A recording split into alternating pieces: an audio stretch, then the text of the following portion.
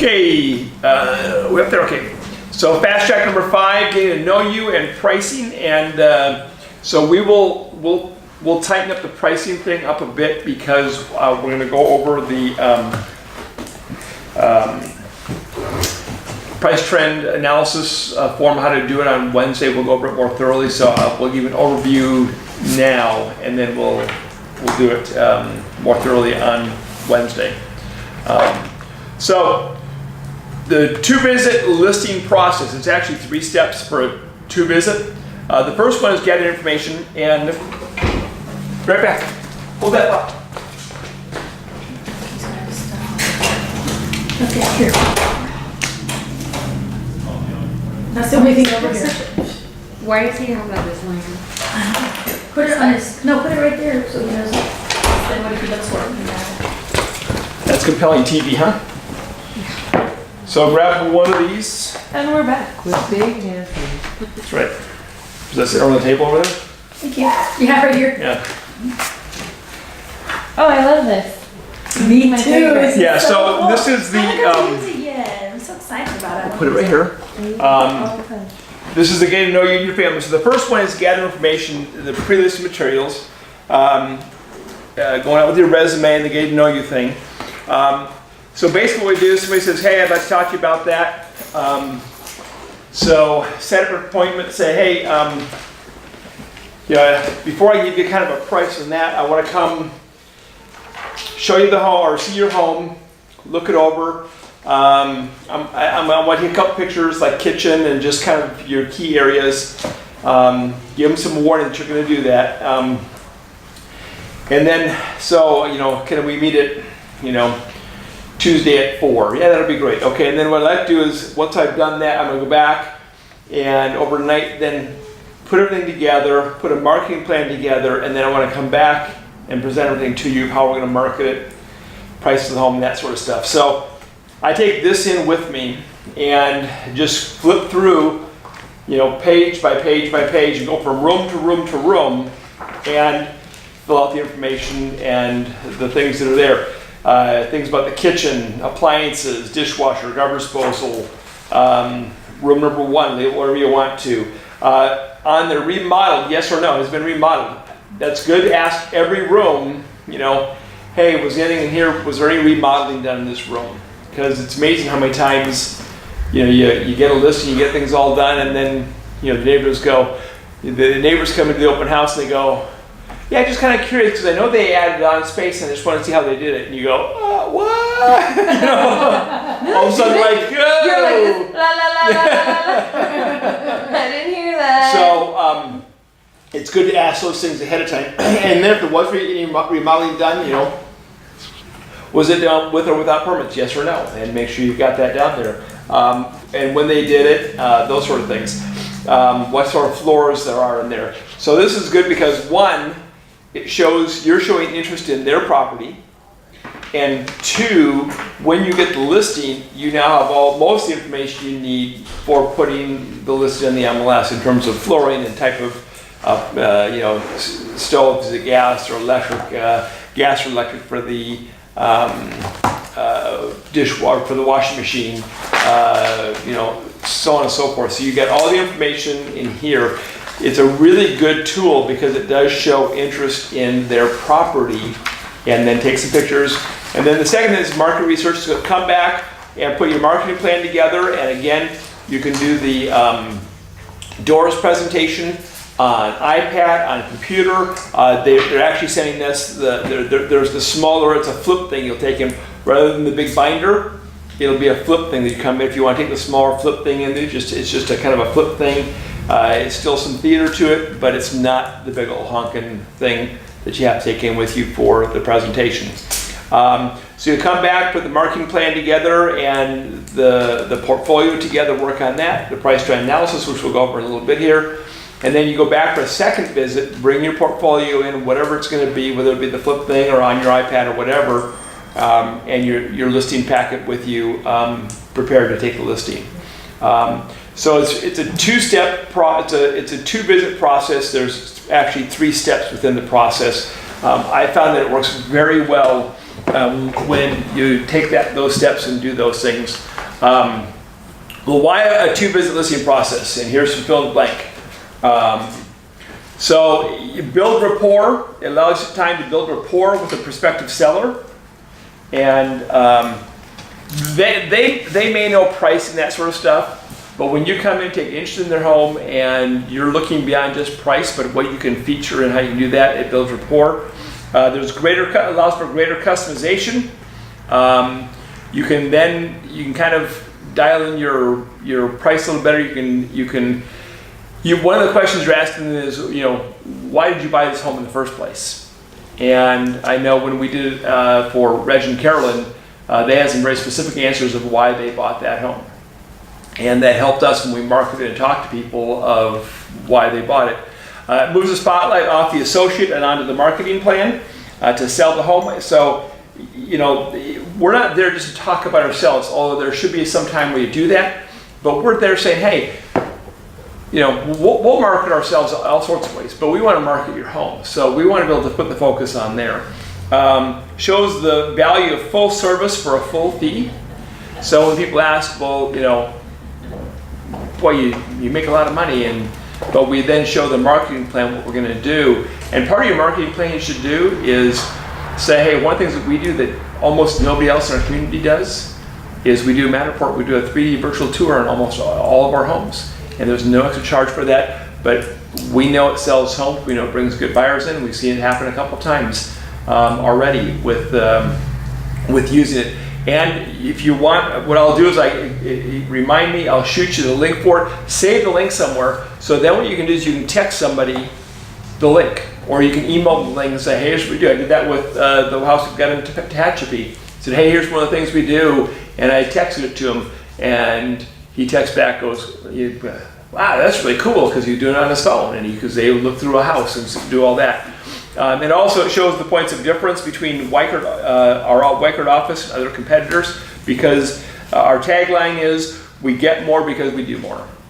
And we really do work on doing more. So you might want to put that down. We get more because we do more. I thought it was experience the Weichert difference. That's one of them, but one of theirs is we get more because we do more. Get more. Yep. So how do you get the first visit? Your prospecting efforts will lead to the opportunities to list property. When opportunities present themselves, it's up to you to close for an appointment. Always be closing for an appointment. Always be trying to get an appointment. So a few weeks back when the sellers from Tehachapi texted me, we were texting back and forth, and it was like set an appointment, because I wanted to make sure I got in there to do that. Wasn't sure if it was looking for information to list with somebody else, so I wanted to make sure I got an appointment. I didn't think it was going to, but just in case. Sample dialogue, closing for the appointment. Let's set up time for us to get together so I can present you with a personalized marketing plan for your home. Would Friday at 7 or Saturday at 3 be good? Why do you give 2 different times? Because they have to pick one. Because they have to pick one, yeah. Part of it, yeah. You give them choices. You're not just saying here's my opportunity. Potential seller, Saturday at 3 is best for us, sales associate. Great, we'll set a date for Saturday at 3. In preparation for our meeting, I'd like to stop by sooner to meet you. So in this case, they're saying, hey, Saturday at 3 is great, but could I come in the day before? Could I come in a few hours beforehand? And I just want to see the home and do that and put together a marketing plan for your home. Because anybody who can tell you what your house is worth without seeing it and really understanding it and talking to the seller, we give a ballpark, but we may have some things we do that will help out even more. Well, 7 tonight would be fine. Great, appreciate your time. Look forward to meeting you at 7. So what they do is here the dialogue is set the appointment and then, oh, by the way, I'd like to come in earlier, which is not a bad approach and way to do it. I tend to do it, hey, can I come in early, do this, and then I need about, a few hours to kind of put together a marketing plan. So whichever is more comfortable for you and will be effective for you, I would say doing that. Taking control of the 2-visit listing process. The first visit of the listing process is referred to as the getting to know you visit. It's during this initial visit you begin to learn more about the sellers and their property. They can also get to know you better. So what's going to happen when you walk in the door? What do they With want this to or know? without it? What do they want to know? Oh, How are you gonna sell their house? Or how's it look? How much are they gonna get for their house? How much money you get for my house? Yeah. What else? And how much do you charge? Okay, how fast is it? What? How much do do you charge? Yeah, how much you charge, or will you cut your commission? Yeah. Yep. So you want to control that process. So Emily, you walk in the door. So I'm interviewing other people. Will you cut your commission? Nope. But it's Are you Emily's wanting the question. answer? Yeah. We do more, because we get more. We get more. Well, I mean, everything I've heard you say is that, like, no, because why would I? You know my value. Yeah. Okay. It's too soon for that. You've just walked in the door. Well, you just asked. Okay. The best way to approach that is say, you know, hey, we'll talk about price of your house. We'll talk about commission. We'll talk about that when we get together later. This is just for me to find out about your house and to get the marketing together and show you what we do and what we can do for you and list in your house. So we'll get to those things, but let's talk about your house. Let's talk about your goals, what you're trying to do. Defer those things. Push them out. Because if you're answering that question first thing in the door, it's a trap. Just defer it out. And if they keep pushing out, it's like, you know, I appreciate your, you know, but you're concerned with that. We'll get there. Let me understand your house first. Let me understand what's going on here. Because I can really answer those questions more effectively once I've got to know the house and had a chance to kind of process everything and put it all together. So just defer. You know, you don't want to do that now. Even though it's really hard. Like my people in Antioch, the guy, he was just like, but I want to know, but I want to know, but I want to know. The other agent was able to answer me as soon as I asked this question. Why can't you answer me? Said, it's not a matter of not being able to answer you. It's a matter of getting to know you and your home, and that is more important to me right now. So you're putting their needs first. And then, so once I said that, he was like, okay, so we went back. Yeah. And a part of the way of saying it would be, you know what? I take time to process things and figure things out. And when we get down to the point where we've got offers and we're doing negotiation, I'm sure you're going to want me to take time to think it through and come up with some good strategies for negotiation. So I don't like to give off the top of my head answers and responses to things. I know it's important to you, but we'll get there. In the same way, when I go to negotiate for you, I want to make sure I've got some clear-cut things thought through before we talk, so that I'm ready to go on that. And it just takes me a little bit of time to process. But would you rather have something that takes time to process and gets it right, or do you want off the top of the cup because they just want to get it done? So those are things that you can use on those. Build a relationship. You want to establish rapport. Compliment or complement their home. Unless it's a really hammered home, I mean, there's always something to compliment. Maggie, what's the worst home that you ever listed? The worst one I ever listed? The one that I had listed for like 3 years because it came on the market, went off the market, came on the market. The one over in Delta. Remember the one I had over on Delta? Oh, yes, The yes, Lady yes. Wayne's, the Filipino lady's house. Oh God. She got a piece of, she bought a home as a foreclosure for $100,000, okay? It was on 3 acres, okay? So she thought she was like, yeah. But the house had no roof because it had rained. Okay, so there were still furnishings and stuff in the house and the people had died. So the house, the water had come through the roof, right? And like molded the inside of the walls. And then the property was on 3 acres, but it was all concreted. And the guy used to own a concrete company, and so what he would do is he'd come out after he had some extra concrete left from a job that he did, and he'd dump the rest of the concrete and kind of just lay it out, but he wouldn't muck it or make sure it was level or anything. So you're walking through the yard of this house, 3 acres, right? And it's like this of concrete, you know? And so it was the hardest sell ever. Oh my God. We never sold it. I never sold over there. I never did. Okay. I never ended up selling it. But I sure had it for sale a lot, and I got a lot of clients from there There you because go. everybody in the world was interested. Because what she did was She completely redid the house, okay? She completely redid the house down to every stud. So redid all the walls, all the floors, the cabinets, new kitchen. She put these funky rooms everywhere where some of the rooms weren't counted as rooms because they didn't have windows. So she did all this crazy stuff. But you know what she didn't do? Before she laid down the tile that she put in the house, she cut corners and she didn't change the beams underneath the house. And so when it had been warped, when the water went through the ceiling of the house, it warped the beams. The beams were there, the foundation was fine, but the beams were like this, they were kind of curved. And so it gave you the feeling when you walked in that the foundation was all messed up. There was nothing wrong with the foundation, the foundation was fine. But because she didn't change that support beam, because she cut a corner, a big corner in this case, because she cut that corner, she totally messed herself up and lost hundreds of thousands of dollars. The guy, I think it might still be for sale, because somebody else finally bought it from her for cash for like $385,000, which was still a hell of a deal, because she put probably at least $150,000 worth of work in there, right? She could have built a whole new house. But she did all that, and then she turned around and ended up selling it privately. After we went off the market, somebody approached her privately and said, I'll give you $385 cash, right? Okay. Because she wanted like 5 or 6 or something. Right. So she just took the money and ran. Yeah. But she did use me to buy the next one she bought, which was in... So how did you compliment the house? Oh, sorry. Or didn't you? Oh, I told her it was a fantastic house. So what if the floor sloped a little? It was fantastic. You're getting 3 acres. You know, you're getting 3 acres, you're getting a killer deal. You can have the concrete chipped and take it out and do whatever you want to. You can't touch an acre for less than 300,000 undeveloped with no wells and no power, you know, or 200,000. Right. And then you got 3 of them, and you've got wells. It had 2 wells, and it had electricity already. Had a barn that could be rebuilt. I mean, you know. Okay. Relate to people. Find common ground. Things you're common on. Let's see. The last 2, 3. The common ground for Trilogy was that I sold their daughters in son-in-law's house, but also common ground just in some of their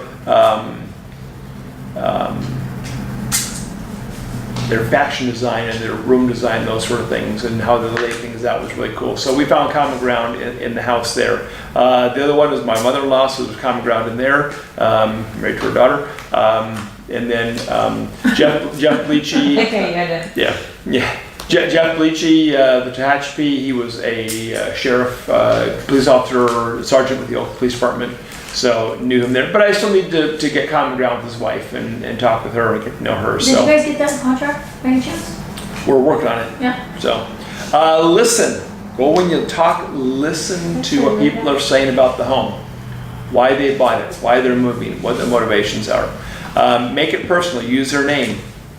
You have a hard time with names, put it on the front of here, so when you're going through and you kind of forget what the name was for some reason, you get blank and cheat and look back on there. But it's important to do that. Explain the purpose of the initial visit. It's to gather information in order to prepare a customized marketing plan. Take some pictures. You might want to measure rooms. Just see the size there.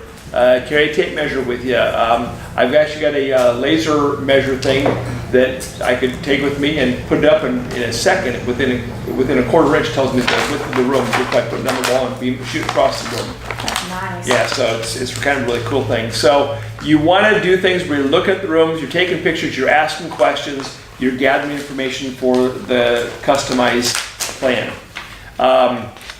Caution. Again, sellers want to know the price of their home and may ask you during your first visit. Save price and discussion until the second visit rather than an off-the-cuff answer. They also want to know how saleable their home is and will want to hear immediate feedback from you. They're interested in knowing how their home compares to others for sale. Again, tell them to prepare information for them. Now, you can give them some suggestions of things that they might want to consider, but don't give away too much. You say, take care of this, this, this, and this, and they go, thanks, and they use somebody else, and they use those suggestions. You go through, homes for sale, and you see your suggestions, the things you told them. So save, again, hey, we'll talk about next time, when I come back with the marketing plan, things you can do to help you to market, because I want to kind of think it through after I've had a That's very chance. smart. I probably would have gave it all away. What's the analogy I'm thinking of? Where it's not like don't give away the farm, but it has to do with like milking a cow. And don't give the milk away to buy the cow. Don't give the milk away for free. They're right. gonna buy that cow. Yeah, something like that. There we go. Anyway, don't give away the farm. Yep. That's Yes. usually talking about something a little different though.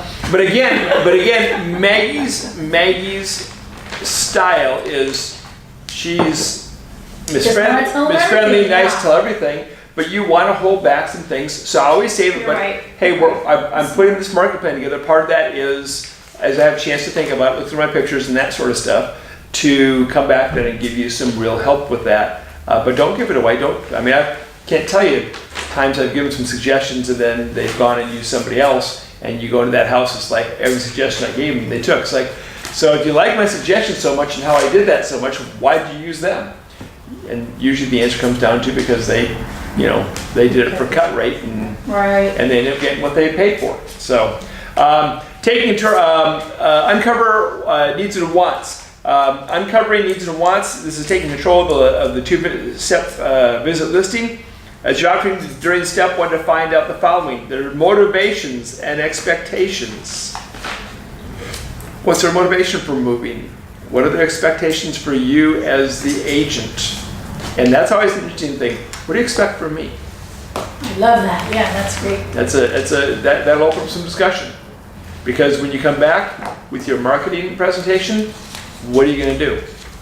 Throw in their expectations. What? Throw in their expectations. Yeah, absolutely. You better make sure their expectations, unless there's something like bizarre, you better make sure their expectations are somewhere in your marketing materials. What would be bizarre? I'm not even going to go that way. So, I just. Well, one would be expectations. Well, I expect that they'll put my home in new home magazines, that they'll market it in newspapers, full color ads, in the real estate guide, on the internet, professional pictures, a 3D, da da da da da, and 2%. and all the everything for 1.5% or 2%. Yeah. So you're going to spend $5,000 to make $7,000. So yeah, you'll make $2,000, but that's okay because so that's an unrealistic expectation. Yeah. Now, say we'll take the professional pictures, we'll do the Matter report, we'll advertise here, and we'll do it for 3.5 and 2.5, or 4 and 2.5. Yeah, I wish I would have done that in my Antioch house. Yeah, I was just so excited. You can go above 6. Yeah, I'll do all that, but there's a cost to it. So if you really want all that marketing, which is fine, but there's some cost to it. So you can leave that expectation, but just do that. Previous experience selling property, and again, if you're new, you just rely on team. We sell. We average. Right now as we're growing, we've been averaging about 100 sales per year as a company. So there's experience there. Property features and amenities. What are the things about the home? A lot of times there's things that are really cool about the house that you wouldn't know because it's behind sheetrock. Older house, oh yeah, we've done all new electrical. It's all been redone. It used to be the tube and whatever wiring. It's all been redone. Yeah. You won't know that unless you ask that question. The house that we got into contract with, the one that's supposed to close in a couple days, I didn't even notice till we went in and the furniture was removed because there was stuff like on top of it. Right. There's a inventory, the speaker thing through the whole house, in every room, through the whole house. Oh, okay. Yeah. What are they called again? The Intercom? intercom. Yeah, the intercoms. The whole entire thing has an intercom system that me and the buyer didn't even know about. We thought, oh, how cool is this? They all work. You go to the bathroom. If you want to get somebody from the bathroom, like, bring me some toilet paper. Bring me some toilet paper. Come on, now tell me that it's never happened to you. Yes. Always Just check. open the door and yell. I just always checking for it. And it echoes. Okay. And Bring me some toilet paper. can you answer this? It may be that agent that offered. So go ahead and talk to her if that's who it is. So there's also the Getting to Know You brochure we've got, we've got here. Take that with you. It's a great tool. Ask the seller to sit with you and get them questions listed on the first 2 pages of Getting to Know You. So there's some good questions in there. Tour the home as if you were a curious buyer. So what are you going to look at? What's going to catch your eyes?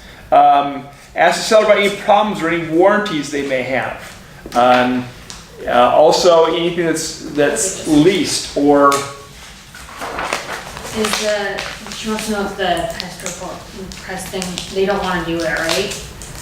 They're not doing They're it. not going to do it. Yeah, so they were going to do it originally, that's why I put it in there, and then they changed their mind just because they didn't want to slow things up, so they didn't do a pest inspection at all. Oh, so they're not wrong. Not going to do one, yes. Sorry about that. Okay, so. Anything that's rented or leased or those sort of things, always ask solar. Is there solar? Yeah. Is it rented? Is it owned? Is it leased? Is it owned? What's going on with that? So you always want to know that.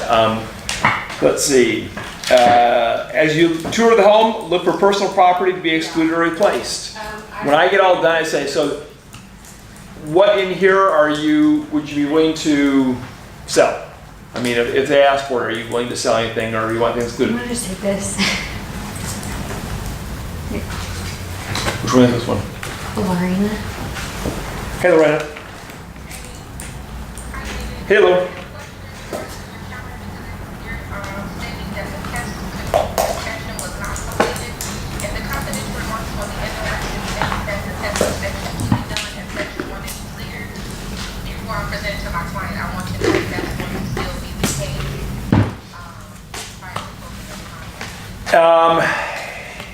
Let me check with them. I'll get right back to you. Okay, thanks. Bye. Bye. You have Jeff's number? Yeah.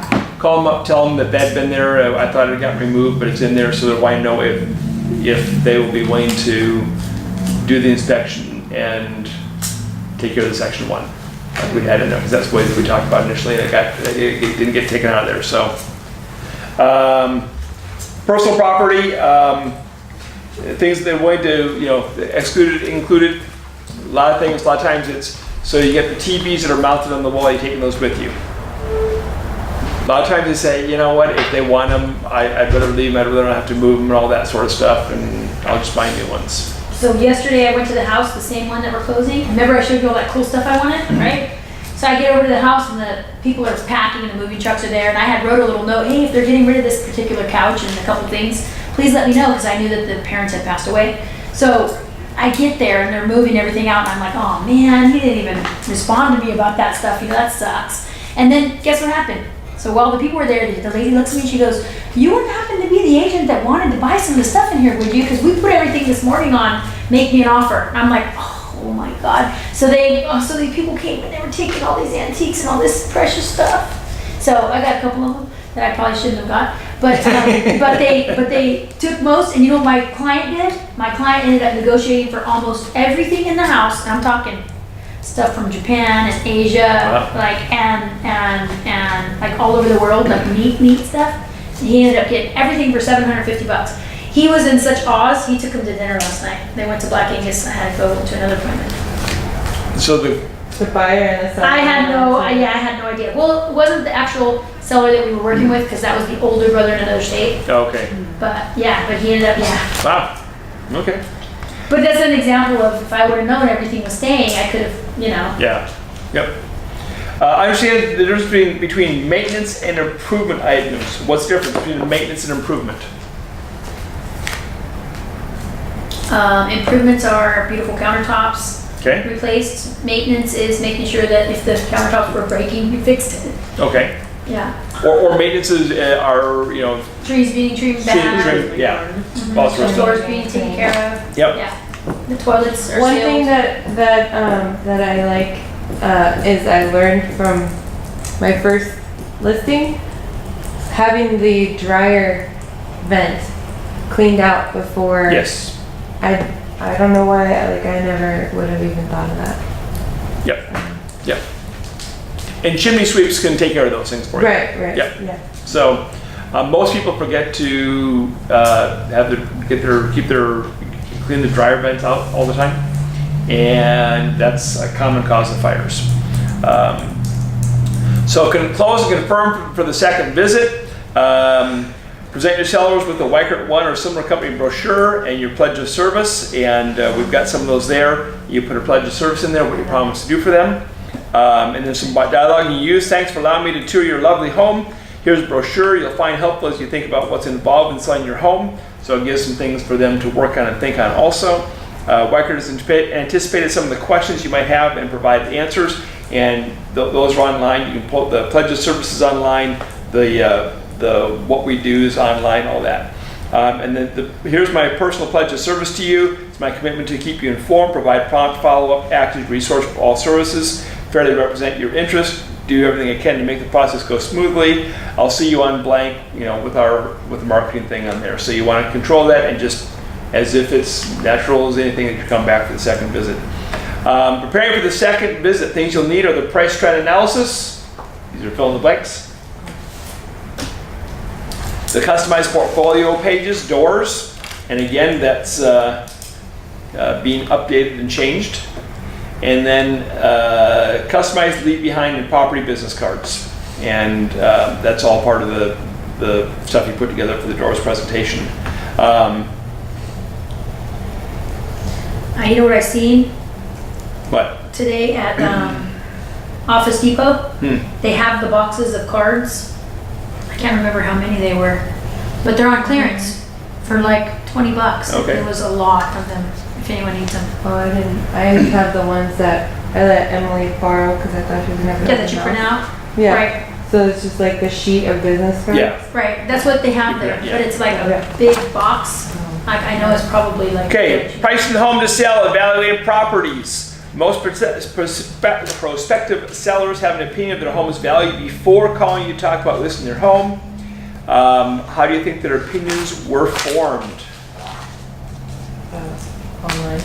Online, okay. Or from neighbors. Or neighbors, what the neighbors Yeah, said. Online or Oh, neighbors. yeah, Or you're- even friends at work. Yeah, right? your name's got to be, your house has got to be worth $1 bazillion, man. My grandma's aunt's niece's cousin is a retired agent from Realtor. Arizona. There you go. Yeah, And she said that I could get. yeah. Yep. What the neighbors said, somebody, She's an a expert. coworker said, yeah, all that sort of stuff. It's all hearsay. It's important that home prices be based on facts and market activity, not opinions. And that's, my problem with the one I had on, forget the name of the street. Symphony? What? Symphony? Not Symphony, not the other one, is, while the house there sold for this, but it wasn't on MLS, it was off market and that sort of stuff. So nobody could see what that one sold for. So they're just pulling up the comps and he priced too high, and then he started getting nervous because his was getting built and we weren't getting any offers. So then he brought the price down to where I told him it needed to be. Needs to be on facts and not opinions. Now, that being said, doesn't mean that when you sit down with them and go over everything, they say, well, I really think it's better than your comps you've got there. Well, what are you thinking for the price? Well, and they'll go $10,000, $15,000 above. It's like we can start there. Mm-hmm. We can do that. Mm-hmm. It's not the best strategy, but maybe I'll be wrong. Maybe I'd love it if it's wrong. But just understand that if it's too high out of range, you're probably not going to get offers. Yeah. Mm-hmm. So this market right now is a little bit hard to be too high, but Yeah, I always explain to them about the dangers of chasing the market. yeah, because if you're chasing the market, you start just a little bit too high, and then you decide to come down just a little bit, but now the whole market's come down a little bit. yeah, And then you're gonna have to come down again, and then Yeah. people see that it sits too long, and then they're like, okay, well, why hasn't this house sold? yeah. As a buyer's perspective, well, there must be something wrong with it. And Why hasn't it sold? if you get a home over the 500 range in July, they need to price as aggressively you can. You hit August, those ones start to slow way down in August. And so, learn that from experience. So, what's the price trend analysis? So we're going to go over this fairly quickly, and we'll actually spend time on Wednesday kind of really dialing it in. So it's unique to Weichert. It's a concise professional comparison of the subject property within the local marketplace. It shows sellers where the market is going to in the future, something a traditional CMA or comps by themselves can't provide. By examining trends from 6 to 12 months ago, or 12 months ago and 6 months ago, and last month, pending sales, active listings, you'll be in a better position to analyze upward and downward trends. I've used it multiple times. It does it extremely well. I have yet to figure out how it does it.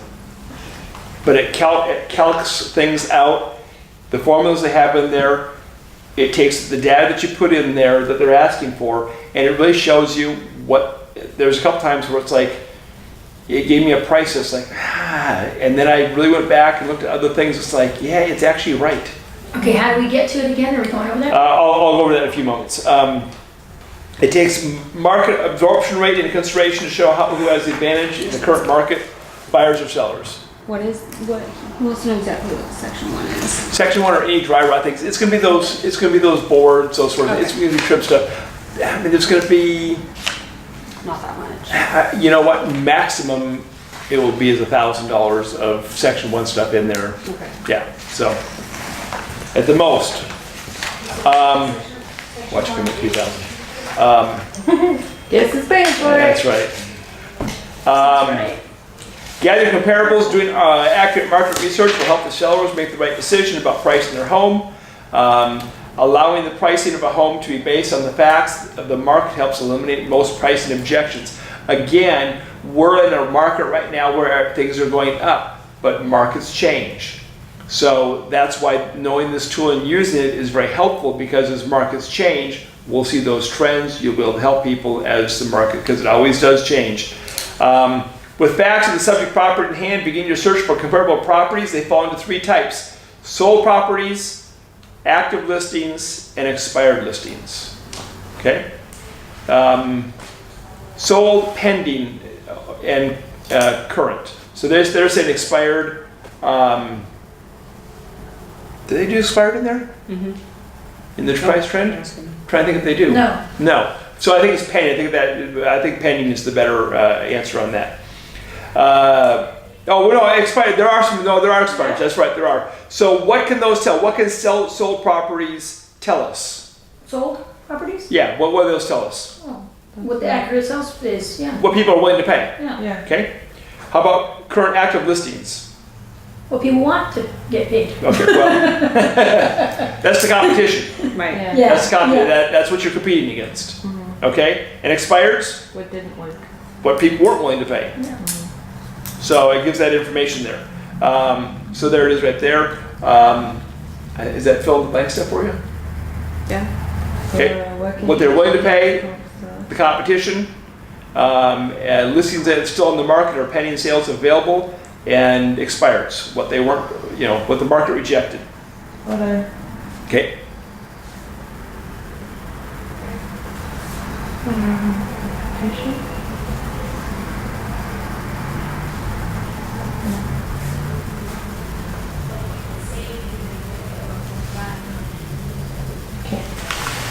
Okay, so source of information, our main source is going to be the multiple listing service. There's deed records, title companies, municipal records, tax records. For the most part, we're not messing. Tax records, we'll use some of that for the information, but it's mainly we're going to be using the MLS to do that. When using the price trend analysis, you'd have at least 3 comparable properties for each time period, sold 12 months ago and 6 months ago, etc. So you want to try to have at least 3 for those. You'll need to know like size and construction. If you've got a home that's 1,500 square feet, I recommend 300 square feet above, 300 square feet below is where you should start. If you don't have enough comps, you can stretch those out a little bit, but the farther you get away from that size, the less accurate those comps are. Similar amenities. So your house, your listing, it's got a pool, it's got granite counters, bathrooms and kitchens all been redone, and all your comps are, still, 1970s burnt orange carpet, shag carpeting, and, tile, counters and all that sort of stuff. So you're going to make some adjustments for those, but try to get as similar as you can in terms of amenities, condition, and all that. Would Yes? it be 3 months from like 3 months I'm sorry, 3 from 12 months ago, 3 from 6 months ago, or are you saying 1 from 12 months, 1 No, from? three from each of those. Okay. Try to get at least 3 from each of those. Okay. That'll give you the most accurate information. Same geographic proximity, and again, you know, a mile. A mile's not a good accurate thing because, you know, if you're on the edge of Antioch and Brentwood, and you go into Antioch, it changes considerably. So you want to try and stay in the boundaries, the things that are geographic. Vintage Parkway is kind of a certain area.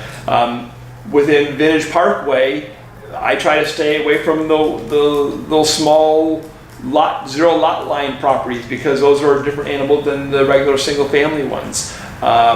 So, you know, kind of know your area. If you don't know it, if you're close enough, go drive it. So you kind of get a feel of things. If you can't drive it, then go on Google Maps and that sort of stuff and see it. Recent to the time frame requested, 12 months ago, 6 months ago, so on and so forth.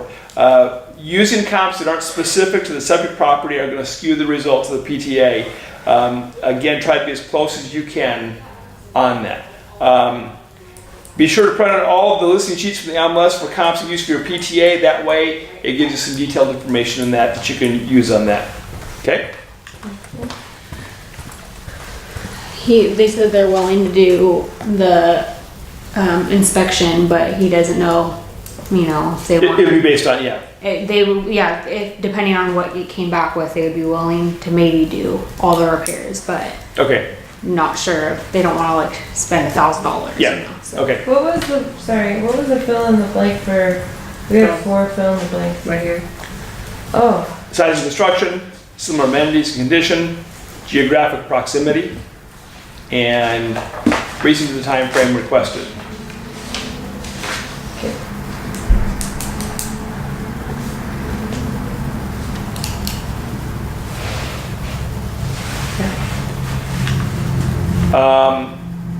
Understanding market absorption. Market absorption scale shows the type of market given the current months of supply of homes. Absorption rate helps you determine the type of market you're in and how it affects your buyers and sellers. So if it's a normal market, it's about a 5 to 6 month time frame to absorb the inventory. So if it takes 5 to 6 months to absorb the inventory, that's a normal market. If it takes over 6 months to 10 months or longer, it's a buyer's market. If it takes less than 5 months, down to a month or that, it's a seller's market. So we're in a seller's market right now? We're in a seller's market right now. Oh yeah, we're definitely in the seller's market. Yeah. So if it takes less than 4 months or 5 months to absorb the current inventory, that's a seller's market. Now, that being said, a lot of people go crazy with their pricing and they sit. Yeah. It's interesting because when I pulled up last week for the meeting, most of the houses that were on the market had been on the market for 80, 90 days. So they're priced wrong because the stuff that's priced right are going off the market much quicker. So you think in California here, really anything ever sits for 10 months? Not really. I wouldn't think so. Through all of California, yeah, there's places that do. Not You're in here. the Bay Area. Probably not in the Bay Area, but in Central Valley, there's probably stuff that does. There's probably stuff in, you take into account some of the stuff in the mountains and the hills and different properties like that. Leo Wayne's. Yeah, I mean, look at all the small towns on the way up to, to Reading. I mean, there's all sorts of little towns up there, I'm sure those ones take some time because you don't have as big of a pool of people moving up that direction. So, They're going to be their own state now, which What? I have questions about. I said they're going to be their own state now, which I have That's right. questions about. okay, well, we'll talk about that. So those are buyer's market. Market absorption rates. Total number of active listings divided by the reported sales in the last 30 days equals the absorption rate in months. So example, Westwood has 117 current active listings that match the criteria of the subject property. There were 23 reported sales within the last 30 days of homes matched that also matched their criteria. So that means that 117 current listings divided by the 23 sales equals 5.1 months of absorption rate. Okay. You come back or see you tomorrow then? Oh, I'm probably seeing tonight. Okay, lucky me. So that means it would take 5 months to absorb those 117 homes that were on the market. Doesn't mean it's going to take 117 days for every one of those homes to sell. It just means that it's going to take that long to absorb those homes from there. So that's what people need to understand, is that the absorption rate, how long it would take to eat up the inventory that's available out there. Let's see, we're talking about how often should I calculate market absorption rate to stay on top of what's happening in your local market. You should look at the absorption rate probably once a week. I do that. I try to do it. I probably do it every other week for our meetings of the absorption rate, so you keep an eye, a track on that. Get it from the MLS. We talked about that. We don't need to go a lot into that. It's pretty straightforward of how you do that. You can do it for all types of properties. You can do it for certain size properties. So you can break the absorption rate down in different ways. Properties over 500,000, what their absorption rate is. Under 500,000, their absorption rates. There's also ways that you can do that to know what's going on there. So that's what we'll do. Is Wednesday we will go through at our marketing, our training meeting on Wednesday, and I'm actually going to walk us through putting a price trend analysis together. And so I'll need somebody that's going to have their computer so we can make it go faster to go back and forth to pull comps and put the information in there. But it really is a cool tool. Hopefully when it comes, gets all said and done, it looks really cool there. So any questions on what we talked about here, kind of fast and furious? Really quick, you said that they take houses current 3 months and 12 months? Is that what you had said? 6 and 12. 12 months, 6 months, and current. Oh, current 6 and 12. Yes. Okay. That's very Alright, cool. well, that's what I wrote down, but, Yeah. okay. Yep. And then from that, it can tell you kind of what the price would be, and so there's some adjustments you need to make in there as you go through it, but it's actually amazingly accurate. Do we have homework? Your homework will be here Wednesday, and learn how to do the price trend analysis. Also, have you guys gotten on Weichert 1 and kind of got into the new stuff? Yeah, have you played with it yet? It's really cool. Have you tried? I have not. Okay, so you haven't tried, okay. No. So make sure you know your user and pass, because, Mine's it's like auto-populated, so they redid it, so do I have... well, so what happens when you go to do it, and you click over the new thing, it's gonna ask for that, and so you kind of need to know it before you get into there, Okay. yeah. Okay. So, that's where several got stuck on there, so. Okay. I think I know. Okay, Well, with my Apple, I just insert password from this website.